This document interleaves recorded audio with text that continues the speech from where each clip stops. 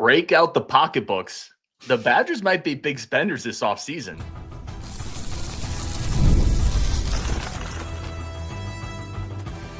You are Locked On Badgers, your daily podcast on the Wisconsin Badgers. Part of the Locked On Podcast Network, your team every day. What is going on, Badger fans? Welcome to Locked On Badgers. I am Ryan Herrings, your host, part of the Locked On Podcast Network, now the #1 sports podcast network. Today's episode brought to you by FanDuel. Right now, new customers can bet $5, and if your bet wins, you'll get $300 in bonus bets to use across the app. Download the app today.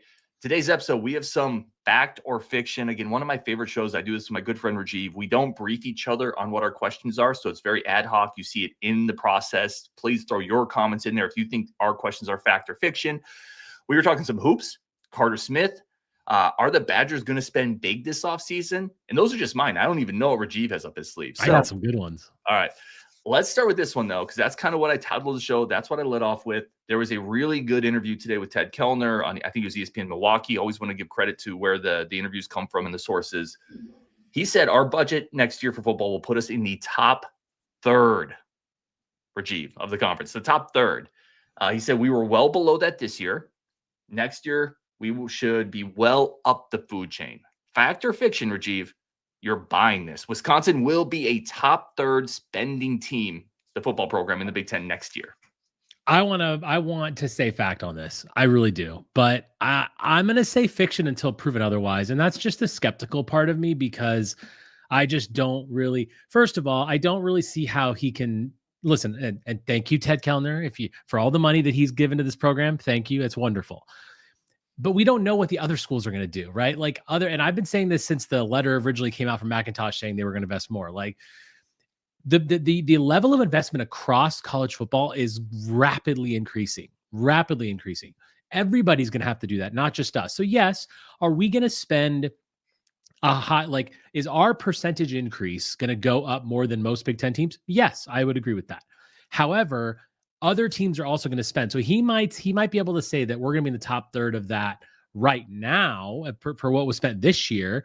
But I really think that that spend's going to go up so dramatically everywhere else that it's just hard to say that. So I'm fiction on that until proven otherwise, but I desperately want to believe that. And if that is going to happen, let's see a quarterback. Let's get a real quarterback then, if that's what's going to happen. And that's what's going to show it, right? We're going to find out very quickly. The transfer portal is not that far off. We will know very, very quickly if this is real or if it's not. I so want to buy this because that would be so incredible. But I'm also I will say this. You're really painting yourself in a corner if you're going to come on and make a bold statement like that. Like it's really easy, right, to say, we're going to spend more next year. To say we're going to be one of the upper tier spending teams of the Big Ten and we're going to be top third. We're going to be towards the top of the food chain. These are all things that he didn't have to say those things on the air on ESPN Milwaukee. You are painting yourself into a bit of a corner here. But look at the teams. Top third in the Big Ten means, you have Ohio State, Penn State, USC, Oregon. That's 4. Michigan's 5. Nebraska spends a boatload on NIL. That's 6. That means don't forget that Illinois just got $100 million donation. Illinois just got $100 million. Does that mean you're bumping Nebraska right behind that top group of 5? I have Did you say Oregon? Yep. So I think your top 4, it's USC who spends a gob of money, Oregon who spends a ton of money, Ohio State who spends a ton of money. Then you have Penn State, Michigan. That's your kind of 5 blue bloods. I think they're almost in a tier of their own. Nebraska does really well in NIL. They just do. It is what it is. I think if you're Wisconsin, that means you're bumping Nebraska and you're right behind kind of that Penn State, Michigan tier. That means you're spending like 25, 30 million. You're in that ballpark. And I just don't know if we're going to be there. So I am also going to sell this, although I'm excited about the possibility of spending more. Yeah, I mean, it would be great. God, it would be so nice to just talk about that. Like, remember when, Mendoza was being like, ooh, Mendoza, could he come to Wisconsin? We couldn't afford Mendoza, but we could if we're going to spend in the upper third. But by the way, don't forget about Indiana, okay? You don't think Indiana's spending in that upper third? You know what I mean? So, that is a really bold statement. But again, I appreciate the bold statement, but there's no way Ted Kellner or anyone at Wisconsin or any of us know what the other schools are going to spend. And it's only going one direction, Ryan. It's only going one direction. Yeah, I agree with you. All right. We are both selling that, although we are both eagerly hoping that is a fact. Rajiv, what's your first fact or fiction? Okay.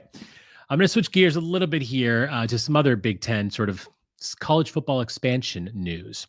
So just to set it up a little bit, by December 2nd, the conferences, mainly the Big Ten and the SEC, have to come to an agreement on if the college football playoff will expand next year. If they do not come to an agreement, then it will stay the 12-team playoff next year. So right now, the Big Ten is basically saying we want it bigger, but we want more automatic qualifying bids. The SEC saying, no, I don't think so. We don't need that. We can have it larges. Fact or fiction? The Big Ten is right to be requiring more automatic bids if they are to approve college football playoff expansion. This is a good one. I'm going to say that's fact. Now, when you say the Big Ten is right, I think there's definitely an argument you can make where earn your way in. We don't need to ask for more. Earn your way in. If you're not good enough to get in there, you're not good enough. But if you're one of the biggest property owners, real estate moguls, whatever market you want to say, the Big Ten and the SEC have this thing cornered. They are the power players in college football. Throw your weight around. If you have the most poker chips on the table, you can lean on people. So when you say they are right, I think selfishly, your interest as the Big Ten should be to serve the Big Ten. That's the point of building one of the most powerful conferences in the sport. And if you have one of the most powerful conferences in the sport, you get to be selfish. You get to be a little greedy. So I think they're well within the right. And I would probably, as a Big Ten guy, be like, why aren't you throwing your weight around a little bit? So I'm going to say fiction on this because I believe wholeheartedly in college football playoff expansion. The main driver of that for me is the fact that we have imbalanced schedules, that you just can't look at, well, you can't have a 9-3 team in, you got to have 10-2, whatever the case is. When you look at the schedule disparity between even just our own conference, it's bananas. Look at Minnesota's schedule, look at our schedule. That's all you need to know, right? It's literally insane when you look at the schedule differences. So I don't really believe that you can just have that. So that's why it needs to expand. However, the only way it's going to expand is if the conferences actually agree. So the Big Ten is asking for the world right now. I think you got to take this a little bit piecemeal. I'm not, in general, I would say, no, you know what? Big Ten actually wants 24 teams, and they want 4 automatic qualifiers from the big 4 conferences, plus a couple from the group of 5. And that's their plan that Petitti's coming up with. I would much rather say go to 24, but have your 5, have even 2 automatic qualifiers, and then just give the rest at large. The Big Ten and the SEC are always going to be weighted heavily just because they have deeper conferences. You're going to get in if you are a 2-loss Big Ten team. You're just going to, especially if it expands to 16, 24, whatever. You don't need 4 automatic qualifying bids because we're already getting 3 or 4 teams in as it is, right? Let alone when you expand it. So what's the point? I want the college football playoff to expand. I don't think you need automatic qualifiers because then all you're doing is you're saying that's also 4 automatic qualifiers from the Big 12, 4 automatic qualifiers from the ACC. Like, I don't want that. I want the best teams in the tournament, similar to the basketball tournament. 1 automatic qualifier for each team, for each conference, and then everything else is at large. You can earn your way in based on the schedule that you play. So that takes away some of that imbalanced schedule, sort of disparity there, because you can say, the committee can decide, looking at the schedules, looking at your resume, who you've beat, who you've lost to, they can pick the 16 or 24 best teams. I don't think the Big Ten should be doing this. I think they should be totally okay with more at larges because this way that it will actually expand. If they don't agree, it's not going to expand. You can do something, but I'm out on this. This is fiction. I think the Big Ten is overstepping a bit. Yeah, I mean, that's really well said. I just tend to think, if you can buy yourself some insurance, why not do it? You're right. A 2-loss Big Ten team isn't going to get left out. But what if you have a imbalanced schedule and you have a 3 or 4-loss Big Ten team? Are you going to trust the committee to weigh that appropriately when at times they haven't weighed strength of schedule very well? I know. Listen, I know there's a push to do that going forward, but we've both seen them weigh wins and losses more than strength of schedule. So if you're the Big Ten, why not buy yourself some insurance? Again, there's 2 power players, and eventually, if those 2 conferences get aligned, nobody's going to be able to stop them. Yeah, that's true. And I think that the thing is, we saw some of that stuff when we were back in the 14 playoff world, but in a 12-team playoff world, I don't think there was really that much of a discussion about it. And if the Big Ten agrees with the SEC's proposal, and with other conferences, by the way, who agree with that, you have 16 teams, and we're not getting our best teams. Our best teams are going to make that. And I think it just gives you a bit more, weight on the actual strength of schedule, because automatic qualifiers are based on what? There's not a committee in the Big Ten that's going to pick their automatic qualifiers. It's based on conference record. That's not good enough because my earlier point, conference record doesn't mean a lot when you've got an 18-team league and a 9-game slate. I hear that. I'm almost more looking at it just from a greedy standpoint. If you can, why not try it? I think you're looking at it maybe more holistically. Maybe what's better for the sport in general. What's better for fans in general. I don't want to expand, and it's not going to expand if the Big Ten demands this because no one's going to agree. Maybe. I mean, we'll see, right? There could be some type of back room. If we do this, and we'll do that for you between the SEC and the Big Ten. Yeah. Hooger says it should be capped at 16. I also like 16, Rajiv. Like that is kind of the number I would like. I think 24 is getting a little rich, but I think we both agree it's probably going to expand. The money's going to be there. Yeah, I'm okay with 16. I'm fine with that. I want it to be where you really get to look at your schedule because it's real ridiculous sometimes with the imbalanced. It is. I agree. All right, we're going to take a second there for our friends of the show. We're going to come back more Fact or Fiction, including another question about this money this offseason. And was Rajiv, not me, was Rajiv too hard on the Badgers coaching staff, given what we spent last year? That's coming up next on Locked On Badgers. First, a quick second for the friends of the show over at FanDuel. FanDuel is our incredible friends of the show with NBA back in action. There's no better place to get in on that action than FanDuel, the official sports betting partner of the NBA. So even if you miss the start of a game or you have to leave for a little bit of it, you can still come back into the game, live in-game bets. Then you can turn those into a same-game parlay for a shot at a bigger payout, which keeps every game more exciting, especially when your team's making that late push. Right now, FanDuel is giving customers $300 in bonus bets when your first $5 bet hits. Head over to FanDuel.com, sign up today, play your game with FanDuel, the official sports betting partner of the NBA. Thank you for making Locked On Badgers your first listen. Thank you for making the Locked On Podcast Network the #1 sports podcast network. We really do appreciate all of the support there. Rajiv, let me hit you with this. Obviously, I was joking before. Like I've also been hard on the staff in moments. Have we been the general Badgers fan collective, have we been too hard on Luke Fickle and the staff when you hear this program was in the bottom, 40% of the Big Ten in revenue spending? So fact is saying we've been too hard on them. Correct. Fiction. We've not been too hard on them. This team got destroyed by its rivals now 2 years in a row. We went scoreless, 34-0, 37-0. No one's been too hard on this coaching staff. Like, I understand that the spending's not there, and that's a bigger organizational issue, and that's fine. But you can't tell me that we can perform at the level that we did with low spending, because let me tell you this. We're doing it better now, right? Like, we're performing better now than we were a few weeks ago. What's the difference? It's coaching. It's the players that getting the playing time. The cash didn't just show up before the Oregon game, right? And then the cash didn't allow us to beat Washington. It was coaching, and it was changes that the coaching staff made.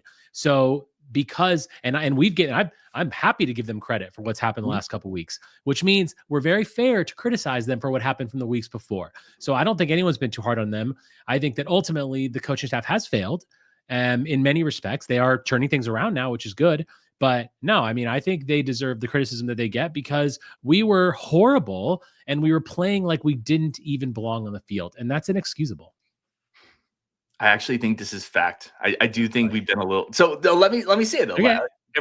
Everything you said is true, right? I think where I would push back a little bit is this was always kind of like acknowledged in the back. Like, yeah, we're probably not spending enough. We're probably not where we need to be. Well, when it comes out that is a boldened statement that we are not even close to where we need to be. We're in the bottom 40% of the conference, which, by the way, that puts you with schools like Purdue and Rutgers. So that needs to be, I think what I'm saying is this staff deserves a ton of criticism for what's happened, but that fact that we're not setting them up to succeed and have the resources in hand has to be acknowledged more loudly as a real reason to why this is problematic. If you go to any other sport that has disparate salary caps and you talk about the Devil Rays or the Pirates in baseball, like the Athletics or the Dodgers, the salary is one of the first things everybody talks about. Well, of course, Tampa Bay can't do this. They don't have the salary. Of course, the Dodgers are good. They have the money. That is such a big part when we start talking about massive differences between the amount you pay players. It just needs to be acknowledged more equally with some of the failures of the staff. I mean, I can hear that argument, and I think it's well said. What I would push back on is that, like, That's fine if they don't win the conference. I'm not saying they have to be in the upper third of the conference, but we're the bottom of the barrel here. Like, we're talking about, we have one conference win and we'll be lucky to get another one. Like, that is not the level of spending either. We weren't 18th in spending. Okay. We're not 18th in organizational size and revenue in the athletic department and all those things. We're not that. So the difference really is the coaching staff has taken it down a little bit. Now, injuries play a huge part of that too. I've said that a lot. That's obviously a big thing, but ultimately the coaching staff has underperformed. If you said, like, what's their expected standings, right? Like, a lot of these expected stats are big now. So, like, if just looking at revenue and looking at the talent, like, where should they have finished to where are they going to finish? That, I think, we're underperforming. And that doesn't necessarily come from the money. It comes from the coaching. Yeah, I hear you there. I think that's well said. And to your point, just to extend that further, I don't know where Iowa is in relation to Wisconsin in terms of NIL spending. They're probably a little bit higher, to be honest. They're not 37-0 higher. To completely Correct. To your point, they're not. The gap between us and a school like Iowa shouldn't result in 37-0 on the field. So I may be arguing against my own point here, but I do think the fact that, yes, very clearly our revenue hasn't been where it would need to be, which, by the way, would have impacted any coach here that's Fickle independent. I think that's a very real thing that, again, hopefully you and I talked about it in the first segment. Hopefully they're fixing that going forward. Hopefully. All right, Rajiv, what is your next one? Okay, so staying along those similar lines, fact or fiction? Chris McIntosh did the right thing by announcing that Luke Fickle is staying now versus at the end of the year, as it has galvanized this football program. I think so. I'm buying that 100%. I think that's complete fact, because a couple things, and this has been brought up a couple times. The message wasn't really for the fans that got really frustrated. It was for the players in the locker room. And there has been interviews and players have talked about how understanding that he's going to be here next year has given them a sense of calm. It's allowed them to just focus on football. And you've seen the results, and you can't argue with the results. Look at how this team has looked since that.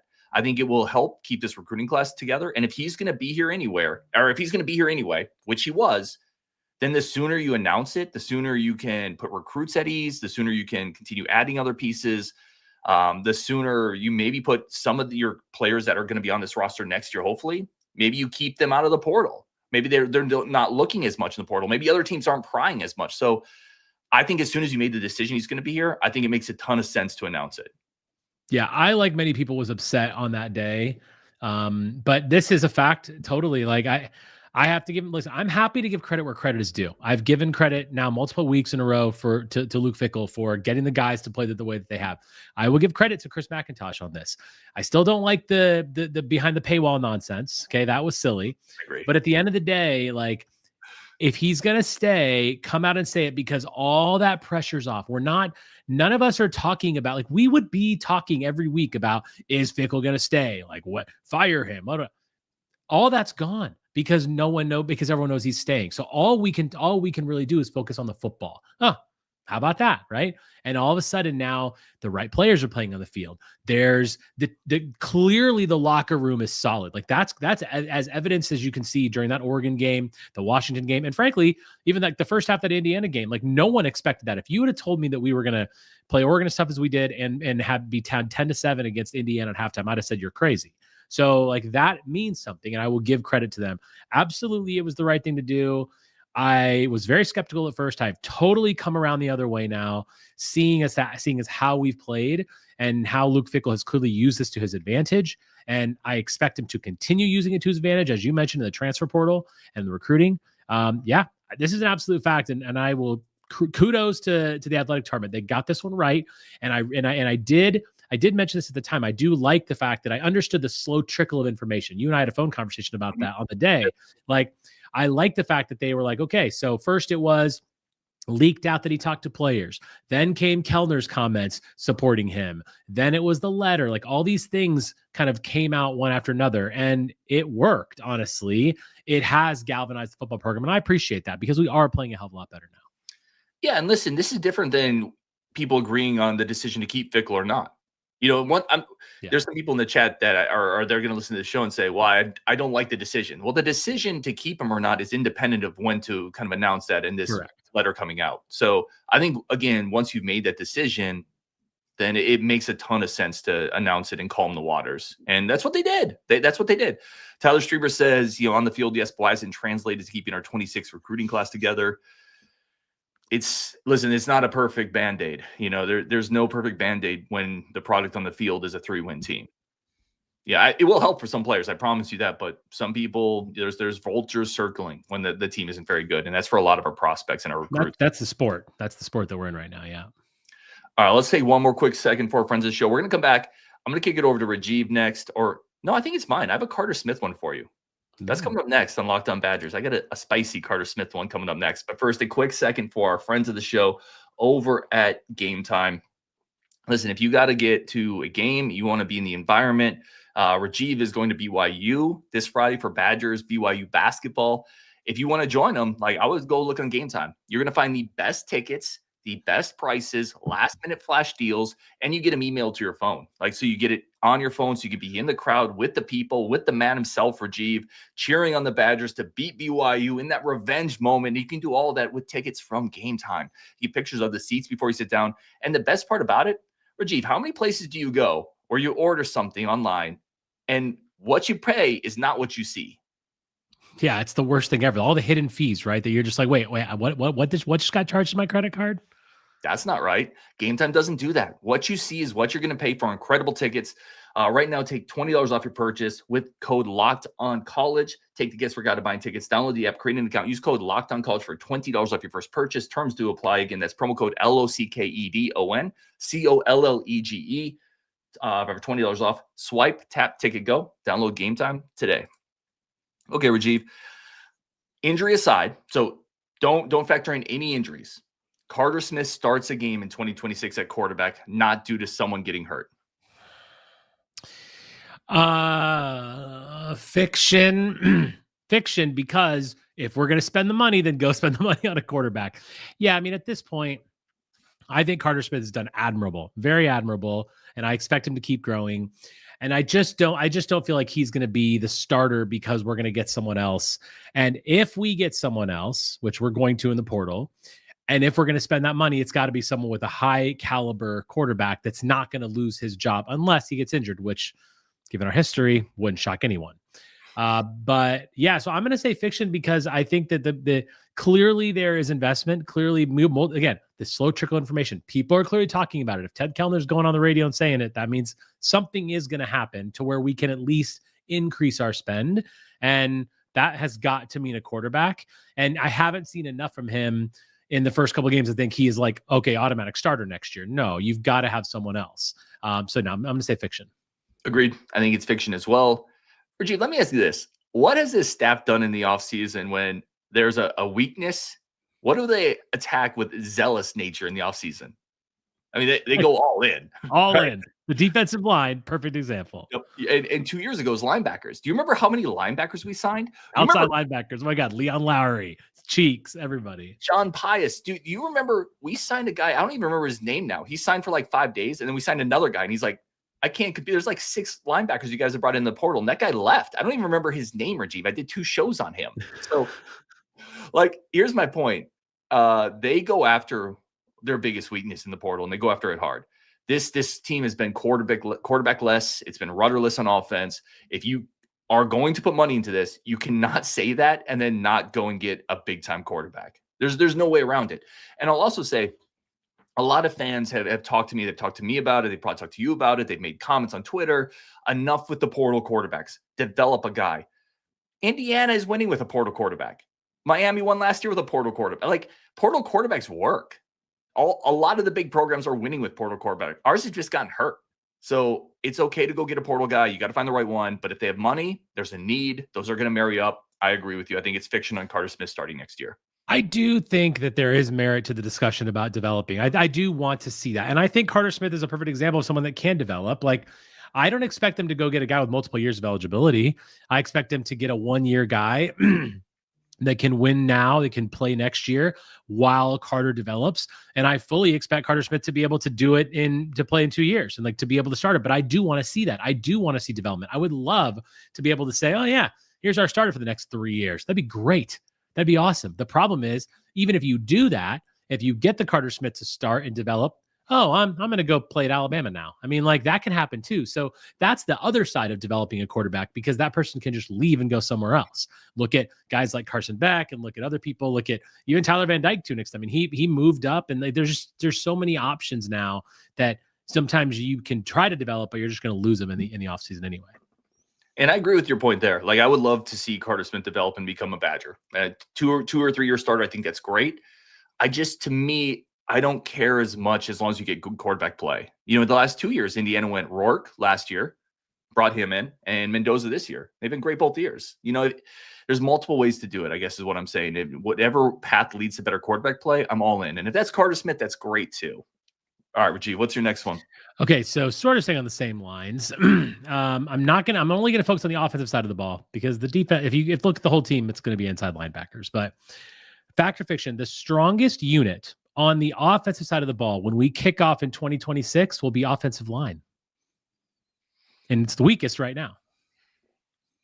I'm gonna say fiction, Rajiv. I think there's. So you look at next year, what are you counting on? Riley Mullman will be gone. Obviously, there's going to be a big hole at center. You're seriously counting on Kevin Haywood, who we both really like. I think for sure I'm counting on Kevin Haywood, yeah. But he's also coming off a knee injury and has never played, right? You're talking about a young player in terms of reps who's coming off a very big knee injury. I think he's going to be fine, but you certainly can't chalk him up to be like, oh, this is a guaranteed above average Big Ten starter. I thought Joe Brunner was down this year, quite frankly. And I think you need to find multiple bodies or develop multiple young guys. And who on this staff has given you belief that they're going to be able to do that from an offensive line development or an offensive line coaching standpoint, given what we saw this year early in the season? I think there's a better chance. I think the offensive line will be better. I think there's a better chance they spend a good amount of money on a quarterback, and that just inherently makes quarterback the best spot on the team. So I'm saying fact on this. And one of the major reasons is a comment that you just made in the last one here, was that what is this staff going to do? I think they're going to go very hard on the offensive line, similar to what we did last year on the defensive line, where we loaded up and look at and again, we talked about this before the show. Good teams focus on trenches. Okay, trenches are where you raise your floor and you win. So the defense has clearly worked. The proven plan absolutely wanted. Now maybe they focused too much on it, but hey, it worked. That absolutely is going to happen on the offensive side of the ball this year. I expect certainly Kevin Haywood. You can put Joe Brunner in there, portal center. Maybe you're looking at Mandel moving it back to guard. Maybe you're looking at portal guys on that side. I think they load up very heavy now. They know everyone's talking about, make Wisconsin again, like get back to doing these things. If Jeff Grimes is going to be our offensive coordinator, he needs to be able to have guys that can run his zone blocking scheme, and he's got to have experienced, tough offensive linemen. Number one, you've developed other guys now. You've given time to Corey and Cubberly and Mandel. Kevin Haywood's coming back. Brunner's probably coming back. And I think they load up so hard in this room that it's absolutely going to do exactly what the defensive line did this year. We're going to sit here for a year from now and say, damn, that offensive line is really good. Hopefully we're not talking about another quarterback injury, but our offensive line has to be better, because I expect after the season, when we hear Luke Fickle talk about the season in whole, like last year, he said, we clearly weren't big enough. We clearly have to make this better. He did that. He's going to say this year, the offensive line has been porous. We haven't been able to run the ball. We're going to make that better. That's the only reason I think it's the strongest unit, because they are going to go very heavy into it. I think they will. But then you're still counting on some offensive line coaches that I think you and I have both struggled with this year. That's a good point. The coaching part is definitely the antithesis of what I'm saying, but I still think the money is going to just be there to spend. I'll also say this and this is to your point. I like a lot of the young pieces. And now you have a Powell, you have a Watts, you have a Davenport. Cubberly has gotten better this year. You have Mandel. Maybe you flip him inside. Corey. And I like Big Mike Roski too. That guy's just a caveman. Listen, a couple of those younger guys are going to develop. And maybe those are your depth pieces next year, your 6, 7, 8. And if you go and pick up 2 starters in the portal, now offensive line starters are very expensive. That is the reason they did not get the Cotton kid who ended up at Cincinnati. They couldn't afford him. So even if we spend more money, you're still potentially not going to be able to afford a top flight quarterback, 2 top flight offensive line starters with spots in the secondary you also have to fill. And you probably need a receiver, and you probably need another running back. So I'm gonna say fiction on this based on I don't fully trust the coaching, and I do think they're just gonna get a stud quarterback, and the stud quarterback is gonna be your strongest spot next year. I hope.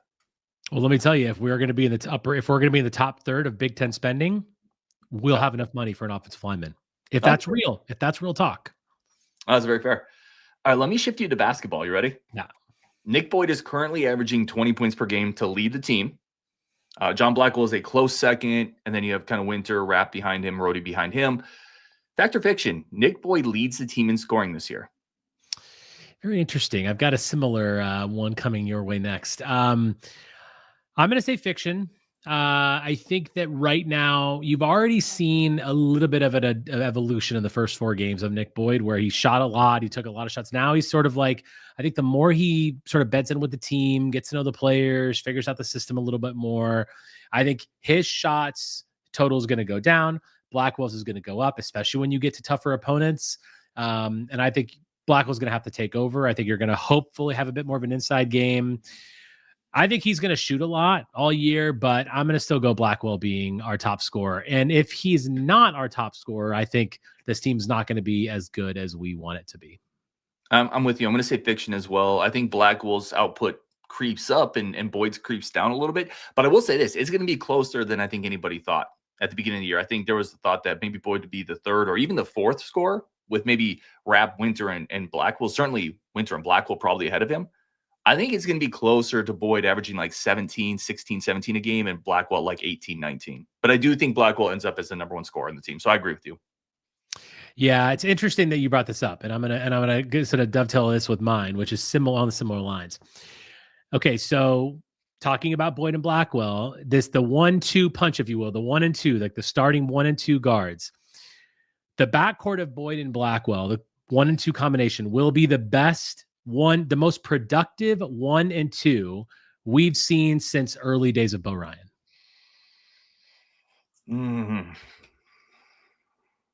I'm trying to think. I'm trying to quickly think through other backcourt pairings. So yeah, and I did a little bit of research into it. It's tough, but one of the things that you can look back at, you can look all the way back to like a Kirk Penny or a John Tonje, for example, in last year. Those weren't really your 1 and 2. So I didn't really count those. This is more of like, Jordan Taylor. This is like the, like Hughes or Gosser and Koenig, right? Like those kind of combinations. And so like, while you think about that, I'm going to tell you mine. I think it's fact, because I do think you're right. I think it's going to be like 19 for Blackwell, 15 for Boyd. I think you're legitimately talking about the two of them averaging close to 35 points a game. We have never had a 1 and 2 that averaged that together. Now, there have been other guys. There's been certainly like I said, the Kirk Penny or the John Tonjes of the world, or back like or the Orlando Tuckers of the world that averaged a lot of points. I know you're not even talking about Orlando Tucker, but when you look at 1 and 2 specifically, that backcourt, the traditional 1-2 backcourt, I don't think we're ever going to see. So we have, compared to anything we have seen, I don't think it's ever going to be as productive as that. I think it also plays into this is the fact that we're not going to have as productive of a front court because of the offensive style that we play.